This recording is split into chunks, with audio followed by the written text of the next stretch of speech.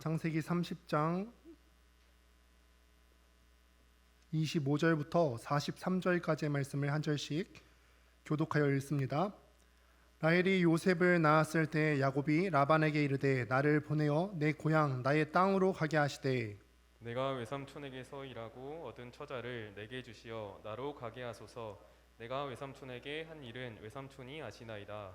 라반이 그에게 이르되 여호와께서 너로 말미암아 내게 복 주신 줄을 내가 깨달았노니 네가 나를 사랑스럽게 여기거든 그대로 있으라. 또 이르되 내 품삯을 정하라. 내가 그것을 주리라. 야곱이 그에게 이르되 내가 어떻게 외삼촌을 섬겼는지 어떻게 외삼촌의 가축을 쳤는지 외삼촌이 아시나이다. 내가 오기 전에는 외삼촌의 소유가 적더니 번성하여 때를 이루었으니 내 발이 이르는 곳마다 여호와께서 외삼촌에게 복을 주셨나이다. 그러나 나는 언제나 내 집을 세우리이까.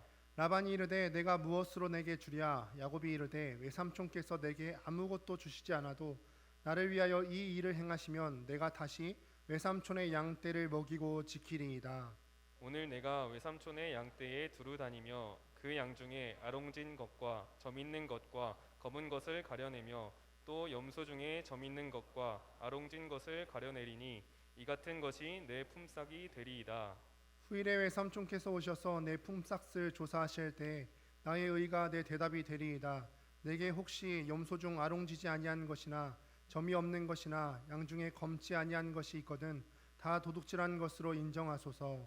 라반이 이르되 내가 내 말대로 하리라 하고 그날에 그가 숫 염소 중 얼룩무늬 있는 것과 점 있는 것을 가리고 암 염소 중 흰 바탕에 아롱진 것과 점 있는 것을 가리고 양 중에 검은 것들을 가려 자기 아들들의 손에 맡기고 자기와 야곱의 사이를 사흘길이 뜨게 하였고 야곱은 라반의 남은 양떼를 치니라.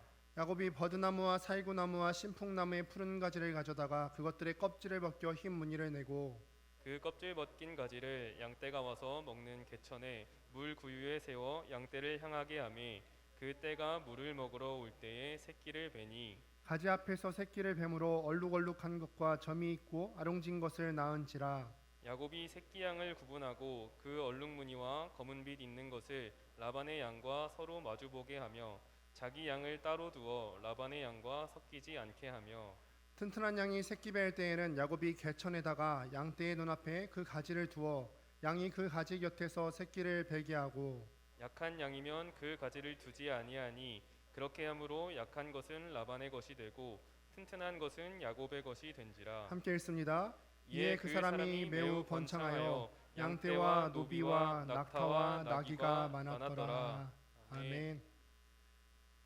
할렐루야. 이 시간에 나는 유익을 끼치는 사람인가 라는 제목으로 하나님 말씀 증거하겠습니다. 우리가 이 세상을 살아갈 때 나만 이 세상을 살아가는 게 아니죠. 나를 제외한 다른 사람들, 나와 성향이 다르고 기질이 다른 수많은 사람들과 함께 살아간다고 하는 일은 참 재미있는 일 같아요. 나한테 없는 모습들도 다른 사람들에게 볼 수 있고 이런 것들을 부대끼면서 살아간다고 하는 것은 참 재미있는 일입니다. 그러나 한편으로는 나와 기질이 다르고 성품이 다르고 나와 생각하는 것이 다른 사람과 함께 살아간다고 하는 것은 한편으로는 참 무겁고 또 어려운 일이기도 합니다. 왜 그런가 하면은 우리가 한 똑같은 실체를 바라보면서도 이 실체에 대해서 각각의 사람들이 생각하는 것이 다 다르고 이거에 대해서 우리가 또 말하는 것이 다 다르기 때문에 그렇습니다. 그림을 통해서 한번 확인하시죠. 노파와 미녀라는 그림입니다. 아마 여러분들이 잘 아시는 그림일 겁니다. 이미 유명해진 그림인데 여러분들께서 이 그림을 보실 때 어떤 모습이 보이십니까? 어떤 분의 눈에는 참 나이가 드신 할머니의 모습이 보일 것 같습니다. 또 어떤 분의 눈에는 아름다운 젊은 미인의 모습이 또 보이기도 합니다. 똑같은 실체를 보고 있습니다. 똑같은 그림을 보고 있는데 여기 계신 분들이 각각의 다른 것들을 보고 있다는 사실이죠. 근데 학자들의 연구 결과에 따르면은 이 그림을 보기 전에 사람들이 노인에 대해서 얘기를 하고 있으면은 이 그림을 봤을 때 노인의 모습이 보인다고 합니다. 또 이 그림을 보기 전에 어떤 사람들이 젊음에 대해서 젊은 사람들에 대해서 이야기를 하고 있었더라면은 이 그림을 보았을 때 젊은 사람의 모습이 보인다고 해요. 저 그림이 주는 교훈이 뭐냐면은 우리 사람들은 자기가 보고 싶은 대로 본다는 것입니다. 내가 본다는 것이 다른 사람과 비교할 때 다를 수 있고 그렇기 때문에 내가 보는 게 정확하지 않습니다. 나는 모든 면을 다 볼 수가 없어요. 우리가 그 사실을 참 인정하기 싫죠. 내가 다 맞는 것 같고 그렇지만 확실하게 우리가 인정해야 될 사실이 무엇이냐면 내가 다 맞는 것은 아닙니다. 내게 익숙한 대로 우리가 보고 되고요. 내가 말하고 싶은 대로 내가 보게 되고 내가 또 생각하고 싶은 대로 생각하고 다 그러는 거지요. 그런 사람들이 우리가 함께 물려서 이렇게 다른 사람들이 다 함께 물려서 살아가다 보니까 이게 재밌기도 하지만 나와 다른 사람들의 면을 보는 것이 나에게 또 재밌기도 하지만 한편으로는 얼마나 많은 긴장과 갈등이 일어나겠습니까? 이것에 대해서 김정훈이라고 하는 아주 유명한 문화심리학자가 있는데 이분이 책에서 이런 말씀을 하였습니다. 한번 글을 한번 보겠습니다. 서양인들에게 타인의 존재는 항상 나의 상대방으로서의 너다. 동등한 주체로서의 상대방에 대한 무례함은 곧 나라는 주체에 대한 부정이 된다.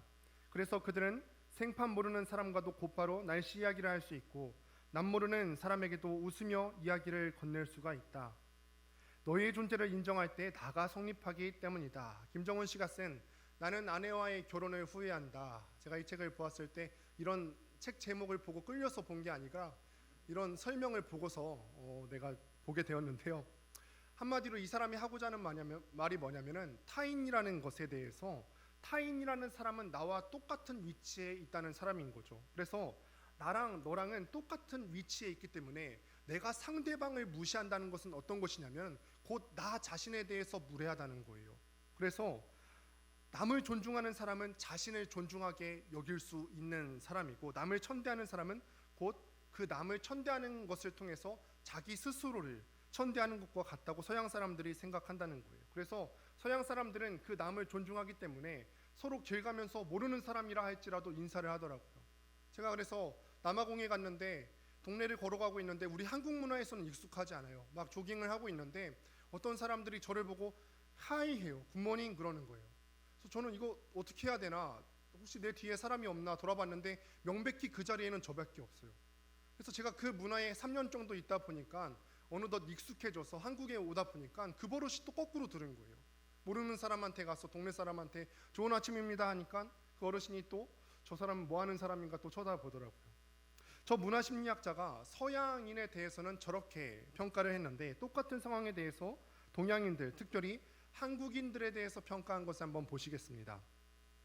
한국인의 상호작용의 양상은 사뭇 다르다. 나와 너의 상호작용이 서구인들처럼 곧바로 성립되는 것이 아니다. 나와 너라는 상호 주체의 만남은 무엇보다 먼저 우리와 남이라는 경계선을 넘어야만 가능하다. 한국인들에게 나와 너라는 주체적 상호작용은 우리가 성립되는 바로 그 순간부터 이뤄진다는 이야기다. 이게 무슨 말이냐면은 우리 한국 사람들 같은 경우에는 사람들을 만났을 때 바로 나 그리고 동등한 주체로서의 너 이렇게 안 된다는 거예요. 한국 사람들은 어떤 사람들을 생각했을 때 나, 내 것, 우리 이거를 먼저 선을 그어놓고 그 다음에 주어지는 것들에 대해서 생각을 한다는 것입니다. 여러분 정직하게 우리가 저 학자의 글들을 한번 놓고 생각을 해보시면요, 우리는 의외로 우리 서구 문화권에 있는 사람들보다 이 당짓는 것들을 굉장히 좋아합니다. 편을 나누는 것, 팔을 이루는 것들을 굉장히 좋아하는 모습들을 보게 됩니다. 어느 학교 출신의 모임, 또 어느 군대에 나왔는지, 또 어떤 지방 출신인지 이런 별거를 다 만들어 놓고 그 속에 들어와 있는 사람에 대해서만 너는 너고 나는 나다, 우리다 이렇게 이런 관계를 맺어간다는 것입니다. 그런데 성경에도 보면은 오늘 본문에도 이런 내용이 나오고 있습니다. 이거는 어떤 특정한 여기 있는 어떤 특정한 한두 사람의 문제가 아니고 보편적인 사람들 마음 가운데 있을 수 있는 문제일 수 있겠다 하는 생각이 듭니다. 오늘 본문을 보면은 라헬이 요셉을 낳은 이야기부터 시작하는 모습을 우리가 볼 수가 있습니다. 라헬을 통해서 요셉을 낳았는데 요셉이 야곱의 11번째 아들이죠. 라헬과 결혼을 위해서 이 야곱이 무려 7년 동안 수고를 했고 그 속임수에 당해서 다시 한번 7년을 라헬을 위해서 또 봉사해야 했습니다. 14년간을 이 야곱이 라헬을 위해서 일을 했어야만 했습니다.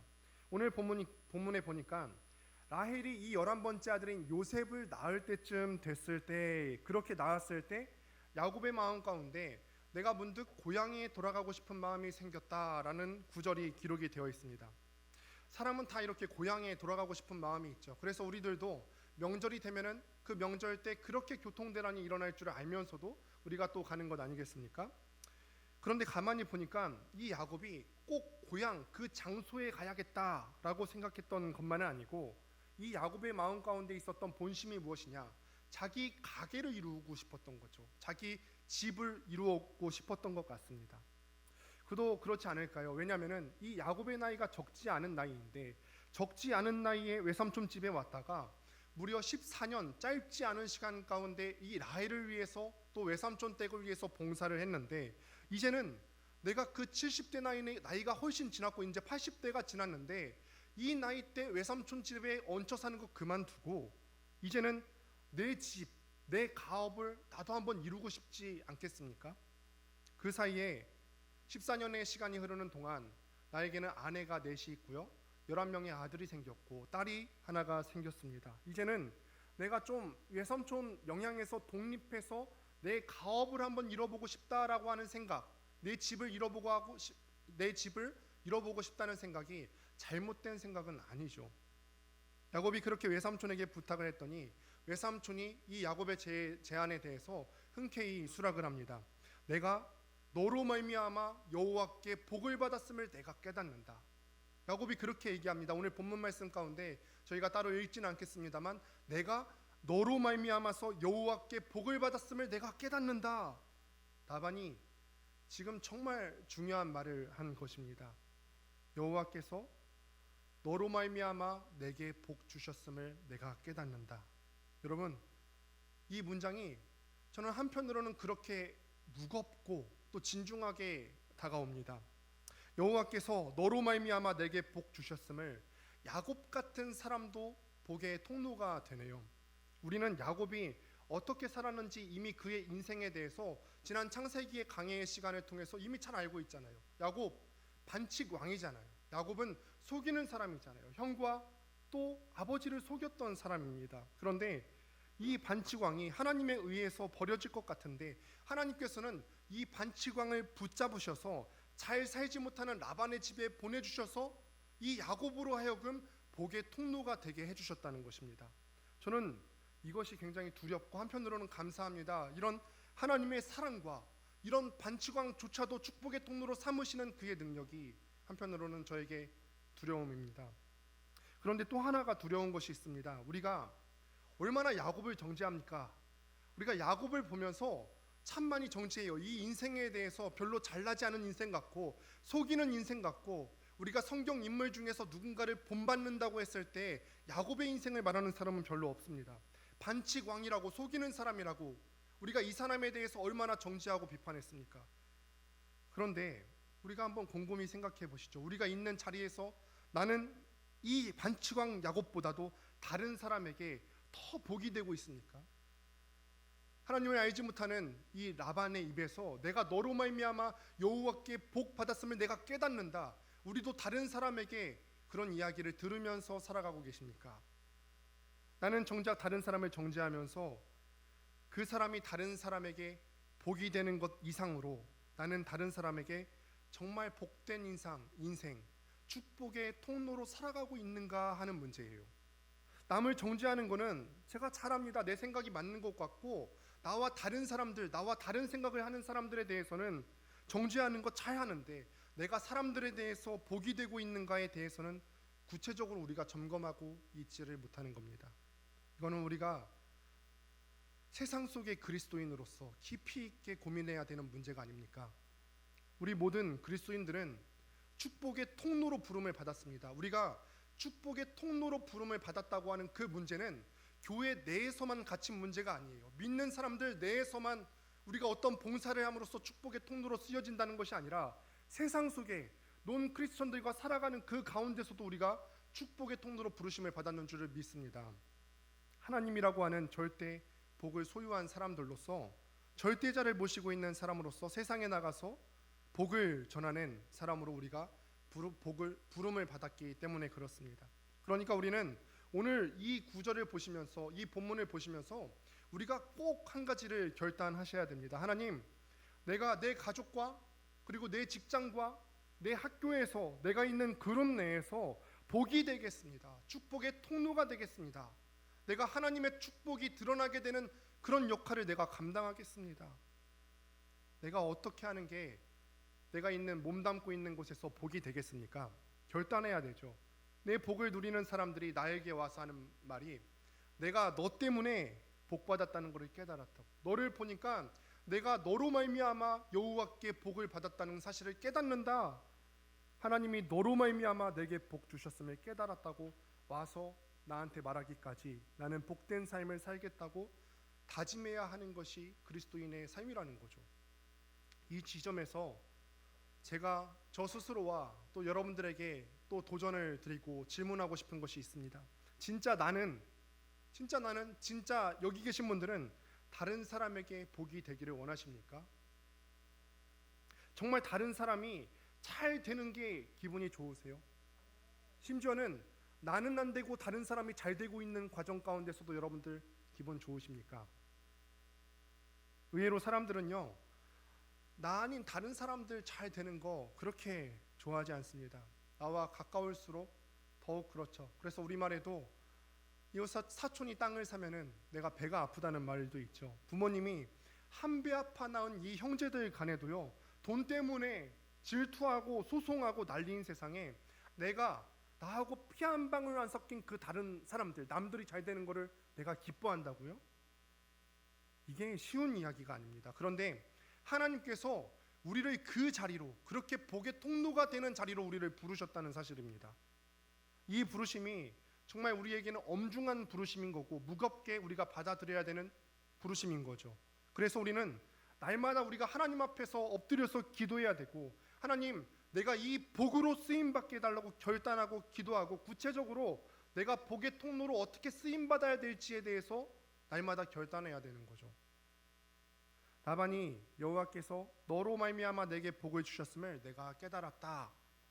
이 말 이후에 한 가지 더 아름다운 말을 붙이는데, 나를 사랑스럽게 여기거든 그대로 머물라. 네가 원하는 품삯을 내가 너한테 주긴 줄 텐데, 네가 정말로 나를 사랑한다면 그대로 네가 일하고 있는 내 처소에서 그대로 머물러 달라고 그렇게 얘기합니다. 여러분, 요즘 제가 참 말씀을 보면서 무섭다는 표현을 많이 쓰는 것 같아요. 제자반에서도 내가 말씀을 보면서 참 무섭다라는 표현을 많이 쓴다고 이렇게 나눔을 한 적이 있는데 참 무서웠어요. 이것도 여러분은 여러분 자신이 있는 곳에서 여러분이 속한 그룹이 있지 않겠습니까? 이것이 가정이든 이것이 직장이든 이것이 학교에든 여러분 자신이 계신 곳에서 환영받는 사람들이십니까? 그대로 머물러 있기를 원하는 사람들이세요? 내 가족들의 눈에 내가 그대로 머물러 있기를 원하는 사람인가요? 내 직장의 동료들이 봤을 때, 상사들이 봤을 때, 내 학교의 친구들이 봤을 때, 함께 프로젝트를 같이 진행하는 팀원들이 봤을 때 나는 이 자리에 머물러 있기를 환영받는 사람이십니까? 만약 여러분들이 직장을 그만두시겠다고 하면 사장님이 어떠실 것 같으세요? 아, 왜 그래? 그냥 그대로 머물러. 자네 없으면 안 돼. 연봉도 올려줄게. 여기 머물러. 아니면은 이렇게 말씀하실 것 같으세요? 아니면은 정말 아쉽다. 근데 자네 생각이 그렇다면 뭐 어쩔 수 없지. 어떤 대답이 나오실 것 같으세요? 여러분, 교회에서 이거 정말 쉬운 이야기가 아니죠. 내가 내 직분을 받고 섬기는 자리에 있는 것을 다른 사람들이 존중하고 여러분들이 그대로 계셔 주십시오 하겠습니까? 여러분, 이 질문의 끝이 뭘까요? 저도 그래요. 제가 이 말씀을 보았을 때 굉장히 무섭게 두렵게 받았다는 의미가 뭐냐면, 저한테 적용했을 땐 이 말이 되잖아요. 제가 청년국이 온 지가 이제 1년 반 되었는데, 청년들이 과연 내가 이 자리에 있는 그대로 있는 것을 원하겠는가라는 생각이에요. 한 주 내내 이 생각이 들었어요. 제가 묵상하면서 주님 앞에 기도했던 내용인 거죠. 오늘 설교의 답이 주님 앞에 제가 한 주간 묵상하면서 기도했던 내용인 거죠. 이거는 제가 대답할 수 있는 게 아니에요. 내가 정말 최선을 다하고 있는데, 내가 있는 자리에서 뭐 제자반도 하고 이것저것 다 하고 있는데 바쁜데, 이거 제가 대답할 수 있는 거 아니죠. 그럼요 하나님, 이렇게 제 스스로 당당하게 대답할 수 있는 게 아니죠. 여러분들도 그렇고요. 누가 대답합니까? 내 상대가 나한테 대답을 해줘야 되는 거죠. 여러분 정말 자신 있으십니까? 여러분들이 있는 자리에서 여러분들이 환영받는 존재라는 것에 대해서 자신이 있으세요? 저는 그래서 하나님의 말씀을 이렇게 마주한다는 것이 어떨 때는 굉장히 두렵고 무서워서 눈물이 납니다. 여러분은 어떠십니까? 정말 여러분들께서는 많은 사람들에게 여러분들이 있는 곳에서 환영받고 계십니까? 이게 감정적인 사랑을 말하는 것은 아니죠. 우리가 지금 열매를 갖고 얘기하자는 겁니다. 야곱이 라반의 집에 왔을 때 오늘 본문에서도 분명하게 기록이 되어 있지만 라반의 소유는 적었어요. 그런데 야곱이 열심히 일하고 14년의 시간 동안 열심히 라반을 섬긴 결과 외삼촌 라반의 소유가 많아졌다는 거죠.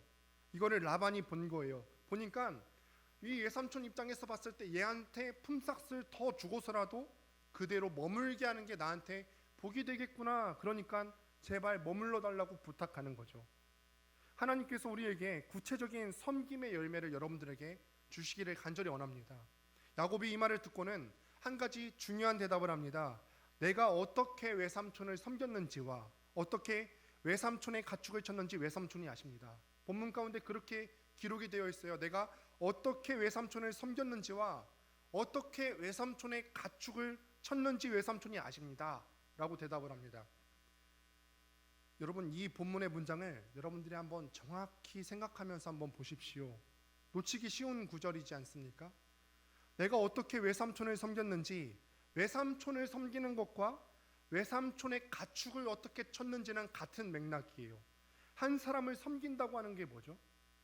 한 사람을 섬긴다고 하는 것은 그 사람이 보일 때마다 그 사람 앞에 엎드려 절하라는 그런 의미가 아니에요. 그 사람이 귀하게 여겨주는 것을 나도 귀하게 여겨주고 그 사람의 아픔과 외로움을 달래주고 채워주고 그 사람의 부족함이 있을 때 넘치도록 바꾸어주는 게 섬김인 거죠. 야곱이 그렇게 했다는 거예요. 외삼촌이 귀하게 여기는 그 가축에 대해서 최선을 다해서 섬겼다는 거예요. 야곱이 외삼촌 라반을 섬긴다고 했을 때 라반을 볼 때마다 굽실굽실거리는 데서 그치는 것이 아니라 그 외삼촌 라반이 귀하게 여기는 것을 야곱이 귀하게 여겨주었다는 거죠. 야곱은 원래 그랬던 사람 아니죠. 남의 것 빼앗고 속이는 사람이었는데 자신도 모르는 사이에 어느덧 섬기는 사람이 되어 있었습니다. 그의 과거를 여러분들께서 잘 아시잖아요.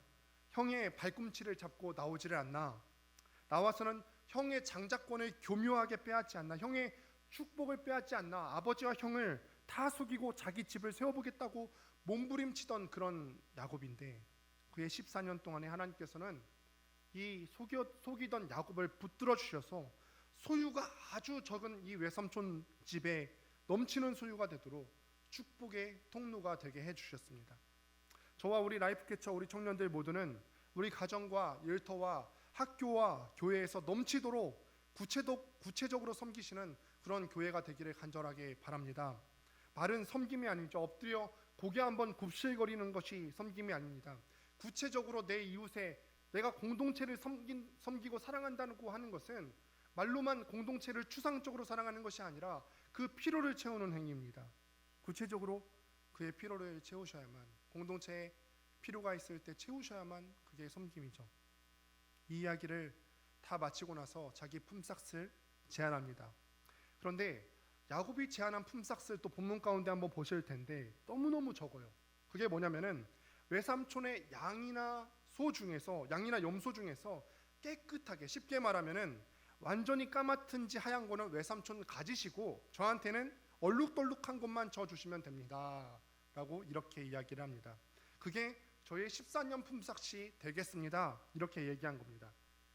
근데 여러분 그 TV 같은 걸 보면은 양이나 염소 같은 걸 봤을 때 얼룩덜룩한 것을 보신 적이 있으세요? 얼룩덜룩한 것을 혹시 여러분 경험상에 시골에서 올라오신 분들도 있지 않으십니까? 저도 이제 시골에서 자랐다 보니까 이제 학교 다녔을 적에 염소나 이런 것들을 많이 보았는데 제 기억 속에 완전히 하얗거나 완전히 까맣거나 이런 것들만 있지 얼룩덜룩한 것은 그렇게 본 기억이 없습니다. 그러니까 야곱은 그 정도 달라는 거예요. 야곱이 지금 외삼촌 라반에게 요구하는 것이 많이 달라는 겁니까? 적게 달라는 겁니까? 적게 달라는 겁니다. 적게 달라는 정도가 아니라 나 아예 안 가져도 된다는 거예요. 왜냐하면은 양과 염소 같은 경우는 얼룩덜룩한 게 우리의 경험상으로도 알고 있지만 얼룩덜룩한 게 별로 안 나오게 되어 있습니다. 그런데 야곱은 그 몇 마리 안 되는 것만 달라고 요청하는 거죠. 여러분이 외삼촌이고 지난 14년 동안에 우리 가정에 참 많은 큰 복을 줬어요. 소유가 적었는데 그 조카인 야곱이 오는 바람에 우리 집이 부자가 됐어요. 소유가 많아졌어요. 그런데 이 조카에게 지금 내가 품삯을 줘야 되는 상황이란 말이죠. 여태까지 못 준 품삯도 줘야 되고요. 또 야곱이 계속해서 머물게 하려면은 품삯을 더 줘야 하잖아요. 그런데 이 조카가 하는 말이 거의 태어나지도 않는 이 얼룩덜룩한 양과 염소만 내게 달라고 합니다. 그러면 여러분 어떻게 말할 것 같으세요? 여러분 정상적인 외삼촌이라면은 정말 선한 마음을 갖고 있는 사람들이라면 네가 우리 집에 해준 게 얼만데 14년 동안 네가 너로 말미암아 여호와께 복을 받았다면서요. 그러면은 네가 요구한 게 너무 적은데 내가 너한테 더 줘야 되지 않겠니? 라고 말해야 되는 거 아닐까요? 이렇게 해야 외삼촌이죠. 이게 거의 안 태어난다니까요. 그런데 라반의 대답은 그대로 행하라. 마치 아주 큰 소원을 들어주는 것처럼 그대로 행하라 얘기하지만 속으로는 이렇게 생각할 것 같아요. 제가 지금 뭘 몰라서 그렇지 이 모를 때 빨리 승낙해야겠다. 이것만 주고 그냥 처리해야겠다. 사랑받는 자의 태도가 아니죠. 섬김이라는 것을 전혀 모르는 거예요. 자기 손해보는 거는 내게 아무리 사랑을 베풀어주고 또 심지어는 그 야곱이 나를 부자가 되게 만들어준 그 사람인데 그런 나에게 이득이 되는 사람에 대해서도 더 주고 싶은 마음이 아예 없는 거죠. 은혜를 갚을 줄 모르는 거예요. 그런데 여기서 끝난 게 아니에요. 이 라반이 정말 외삼촌답지 않게 치사합니다. 35절과 36절의 말씀을 보면은 내용이 이렇습니다. 라반이 허락을 해준 다음에 생각을 해보는 거예요. 그래도 이게 얼마 안 되는 가능성이 이긴 하지만 만약에 자기 가축 중에서 이 얼룩덜룩한 것과 매끈한 것이 서로 교미를 해서 혹여나 낮은 확률로 이 얼룩덜룩한 게 생기면 어떡하지? 그래서 이거를 딱 나누는 거예요. 분리를 시켜버려요. 나눠서 얼룩덜룩한 것을 자기 아들들에게 두어서 완전히 철통 정비를 시킵니다. 믿을 수 있는 사람에게 맡깁니다. 이걸로도 마음이 안 놓여서 이 깨끗한 무리와 얼룩덜룩한 무리를 3일 거리가 떨어지게 완벽하게 멀리 떨어뜨려 놓습니다. 절대 못 섞이게 라반이 그렇게 만들어 놓습니다. 이거를 보면서 다시 한번 저를 포함한 우리 인간의 본성을 보게 되었어요. 사람의 본성은 아까도 다시 한번 여쭤보았지만 남 잘 되는 게 그렇게 달갑지만은 않습니다. 그게 내 조카라도 싫고 나에게 유익을 끼쳐줬던 그런 사람이라도 싫고 나에게 은혜를 베풀어줬던 사람이라도 싫은 거예요. 내가 손해본다 싶으면은 절대 안 준다는 게 사람이죠. 야곱은 왜 이 품삯을 제안했을까요? 이거를 받아서 하얗거나 까맣거나 예쁘장하게 생긴 양과 염소를 지금 자기가 치고 있어요. 그런데 야곱에게 이 깨끗한 양과 염소를 치면서 한 가지 인간적인 방법이 있었죠. 이런 겁니다. 애들 중에서 이 양과 염소들 중에서 튼튼한 것들이 서로 교미하려고 하면은 나뭇가지를 주워서 대충 벗겨내서 얼룩덜룩한 그 나뭇가지를 그 교미하려는 짐승들 사이에 놓는 거죠. 이거를 얼룩덜룩한 걸 보면서 교미하면서 뱃속에 생기가 생길 때 얼룩덜룩한 거를 베게 될 거라는 생각 때문인 거죠. 정말 가당치도 않은 거죠. 이걸 보면서 어떤 분들께서는 뭐 신풍나무 의미가 어떻고 뭐 이 나무 의미가 어떻고 이렇게 해석을 하시는데 가당치 않은 얘기입니다. 우리도 이런 걸 하죠. 우리 사람들도 보면은 저도 그렇게 두 아이를 낳았는데 태교할 때 예쁜 것만 봐라. 그래서 우리 아이가 또 이제 저희 아내가 오르간 전공이거든요. 그래서 혹시나 음악적인 탁월함이 있을 수도 있을까봐 베토벤, 모차르트 음악만 계속 틀어줬어요. 클래식 음악 계속 틀어줬어요. 근데 저희 아들들은 저쪽을 닮았어요. 저를 닮아서 뭐 율동하면서 찬양도 같이 못하고 이거 된다고 보는 게 아니에요. 이거 뭐 얼룩덜룩한 나뭇가지 본다고 얼룩덜룩한 게 생기는 게 아니라는 거죠. 도대체 이게 무슨 일이 일어나는 걸까요? 그게 그렇게 일어나는 일이 아닌데 하나님께서 그의 소유가 그렇게 했을 때 얼룩덜룩한 게 많이 태어나게 해주셨대요. 이게 과학적인 방법으로는 설명할 수 없는 건데 하나님께서 그렇게 태어나게 해주시는 게 신기한 거죠. 더구나 오늘 본문 말씀 가운데 보면은 야곱의 소유가 풍성하게 해주셨다고 하나님께서 말씀을 해주시는데, 풍성하다 하는 이 본문을 보면은 히브리어로 보면은 메우라고 하는 말이 메오드라고 하는 히브리어 말인데, 메오드가 2번 반복돼요. 메오드 풍성해졌다. 매우 풍성해졌어요. 원래대로라고 한다면 유전적으로는 얼룩덜룩한 게 거의 희소하게 태어나는데, 그 인간적인 가당치도 않은 방법을 야곱이 했는데 그 가운데서 얼룩덜룩한 게 많이 태어나게 해주셨어요. 매우 많이 태어나게 해주셨어요. 그 말도 안 되는 행동을 하는 야곱에게 그 결과가 매우 풍성하게 재산이 많아졌다는 거죠. 다시 한번 묻습니다. 정말 이 새끼가 양과 염소가 교미할 때 얼룩덜룩한 것을 봤기 때문에 그런 새끼가 나온 겁니까? 아니죠. 아닙니다. 야곱은 자기 스스로 살아보고자 자기 마술적인 행위로 이런 것들을 한 거예요. 우리는 그것 때문에 새끼가 그렇게 얼룩덜룩한 게 나오는 게 아니라는 사실을 우리가 알고 있습니다. 야곱은 야곱 자신대로 인간적인 방법으로 최선의 노력을 다한 것이고, 하나님께서는 그 순간에도 하나님 나름대로 일하고 계셨던 거죠. 전능자께서 늘 속이다가 지금은 속임을 받고 있는 이 야곱이 불쌍하게 여겨주셔서, 긍휼하게 여겨주셔서 그 가당치도 않는 행동을 하는 야곱에게 결과를 내려주셨다는 겁니다. 그래서 이 야곱의 집을 세워주시고 마침내는 이 야곱이 하나님께서 그 전에 약속하셨던 대로 12지파의 지도자가 되게 하시려고 이 미련한 짓을 하고 있는 야곱임에도 불구하고 야곱의 행동을 개의치 않아 하시고, 하나님께서는 하나님의 일을 하고 계셨던 거죠. 그래서 이 거짓말 대왕 야곱도 하나님의 복을 받아서 12지파의 지도자가 되었던 거 아닙니까? 저는 이런 하나님을 보는 게 참 경외심을 느낍니다. 하나님이 제가 어떤 자격이 있어서, 제가 어떤 탁월함이 있어서 이 자리에 서 있는 것이 아니고, 내가 하나님 앞에 노력은 한다지만, 내가 거룩한 자로 있고 싶어서 노력은 한다지만 그 거룩함 보고서 여기 서 있는 거 아니고, 제가 공의롭구나 정의로워서 여기 서 있는 게 아니고, 어떻게든 내 힘든 인생 가운데서 살아보겠다고 정말 가당치도 않은 방법을 통해서 몸부림치고 있는 우리지만, 그 순간에서도 하나님께서는 나를 위해서, 여러분들을 위해서 전혀 다른 일을 당신의 섭리대로 행하고 계셨던 거죠. 이 글을 지금 모세가 쓰고 있습니다. 출애굽했습니다.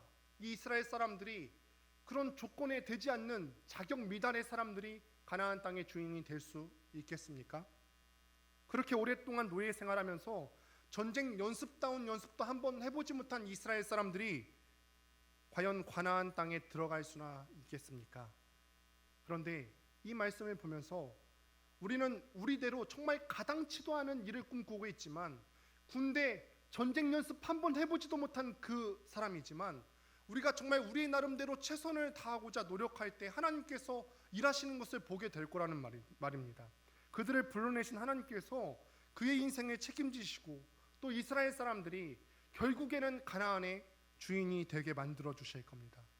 이 본문을 묵상하다가 또한 제가 문득 이런 생각이 들었습니다.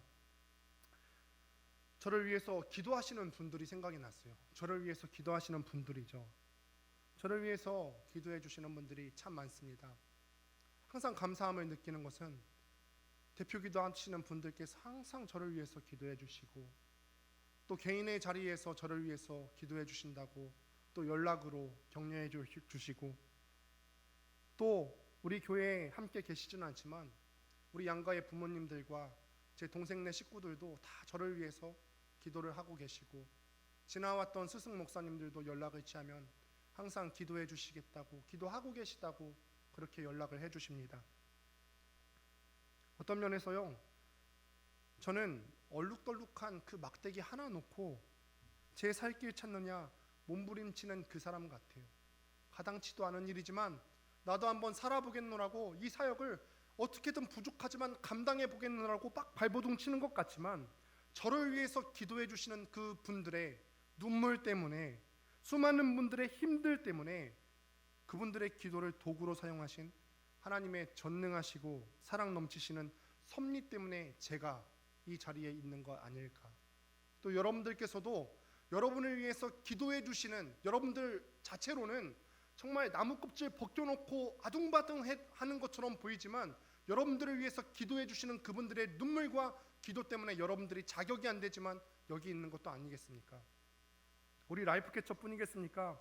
하나님께서 사랑하시는 모든 백성들을 그들이 얼마나 잘했는가 또 못했는가가 아니라 그들을 사랑으로 봐주시고 또 소명을 주시고 불러주시고 그 소명을 이루기까지 그들에게 복을 주시고 인도해 주시는 그 하나님 때문에 우리가 지금 여기에 있는 줄로 믿습니다. 말씀을 맺습니다. 그러니까 여러분 마음의 결단을 하십시오. 가정에서든 일터에서든 교회에서든 주님, 나는 못난 사람이지만 내가 있는 직장에서 일터에서 교회에서 환영받는 사람, 유익이 되는 사람, 축복의 통로가 되는 사람으로 쓰임받게 하여 주옵소서. 남들을 들춰내고 남들을 정죄하고 그런 사람이 아니라 남들에게 복을 끼치고 그 남들의 재산이 풍성하게 해주시는 복으로 쓰임받는 우리의 인생이 되게 해달라고 여러분들 그렇게 결단하시고 기도하십시오. 세상 속에 그리스도인답게 살아갈 수 있게 저를 하나님께서 그렇게 붙들어 주옵소서. 이거 쉬운 일 아닙니다. 말씀 가운데 보면 외삼촌도 조카 속이잖아요. 자기에게 그렇게 은혜를 줬던 사람인데 그런 줄 알고서도 외삼촌도 조카 속였잖아요. 우리에게도 그 본성이 있다는 거죠. 남자애 되는 거 못 보고 나와 다른 사람들 인정하는 거 싫고 다른 사람들하고 함께 살아가는 이 세상인데도 불구하고 나는 나만 옳은 것 같고 이 본성을 누르고 이 본성 제거하고 내 가족들에게 그리고 내 일터 동료들에게 내 교회 동료들에게 내 학교 사람들에게 복이 되기를 원합니다. 이 기도가 넘치고 정말 우리 주님께서 원하시는 아름다운 복의 근원으로 유익한 사람으로 쓰임받게 되시기를 주님의 이름으로 축원드립니다. 다 같이 일어나서 오늘 들은 말씀 붙들고 함께 결단하며 찬양합니다.